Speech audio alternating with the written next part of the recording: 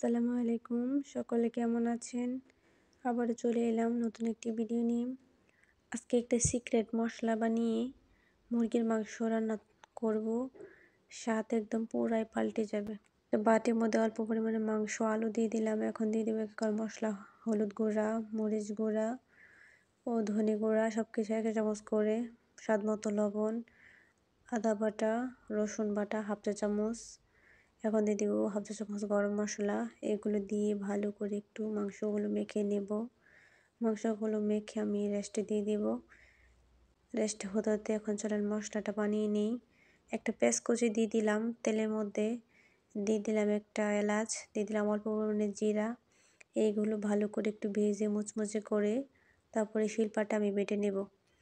এখন দিয়ে দিলাম প্যানের মধ্যে তেল, তারপর দিয়ে দিলাম 2টা এলাচ, দিয়ে দিলাম একটা পেঁয়াজ কুচি ও তেজপাতা ও লং। এখন ম্যারিনেট করা মাংসটা দিয়ে দিব। মাংসটা দিয়ে ভালো করে তেলের সাথে মিশিয়ে নেব নেড়ে। এই তো মাংসটা ভালো করে তেলের সাথে মিশানো হয়ে গেছে। এখন ঢাকনা দিয়ে ঢেকে দেব। ঢাকনা উঠিয়ে আবারও কিছুক্ষণ নেড়ে দেব। মাংস থেকে অল্প পরিমাণে পানি বের হয়েছে। এখন আমি ওই মাংসের বাটিটা ধুয়ে অল্প পরিমাণে পানি দিয়ে দিলাম মাংস আর মশলাটা ভালো করে কষানোর জন্য। এখন দিয়ে দিব রেডি করে রাখা মশলাটা বেটে দিয়ে দিলাম। মশলাটা দিয়ে একটু নেড়ে আবার ঢাকনা দিয়ে ঢেকে একটু কষিয়ে নিব। এখন ঢাকনা উঠিয়ে আবার একটু নেড়ে দেব। এই তো দেখেন কি সুন্দর একটা কালার এসেছে।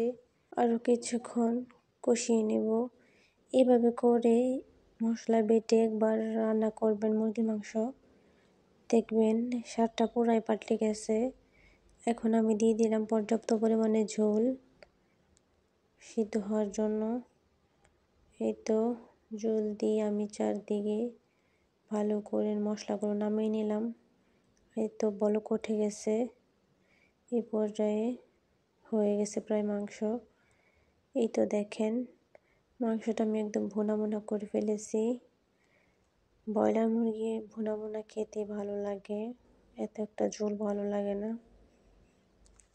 দেখেন কি সুন্দর একটা কালার এসেছে, খেতে খুবই মজা হবে মনে হয়। এভাবে করে বাসায় একদিন ট্রাই করে দেখবেন। আজকে ভিডিওটি এই পর্যন্তই। ভিডিওটি ভালো লাগলে সবাই লাইক, কমেন্ট, শেয়ার করে পাশে থাকবেন। আল্লাহ হাফেজ।